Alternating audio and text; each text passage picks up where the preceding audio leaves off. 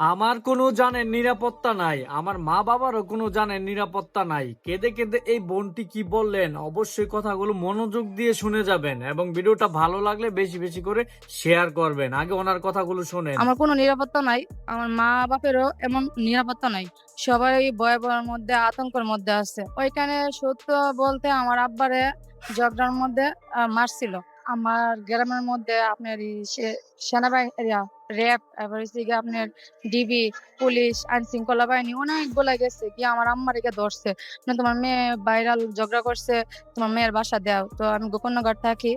ওখানে আসছে আইসা আমার ঘরে আমারে পায় নাই। তো আমি একটু সরে গেছি। যাওয়ার পরে আমার ঘরের মধ্যে গিয়া তালা ভাঙছে। ভাইঙ্গা আমার ঘরের মধ্যে জিনিসপত্র ভাঙচুর করছে। অনেক অত্যাচার করছে। আর বিপক্ষের লোকেরা অনেক মিথ্যা কথা অনেক কিছুই বলতেছে আর হুমকি-ধমকিও দিতেছে। মানে আমি ঝগড়াত গেছি কেন? আমার আব্বারও অনেক হুমকি দিতেছে, মারতে হইতাছে, মোরাতে হইতাছে।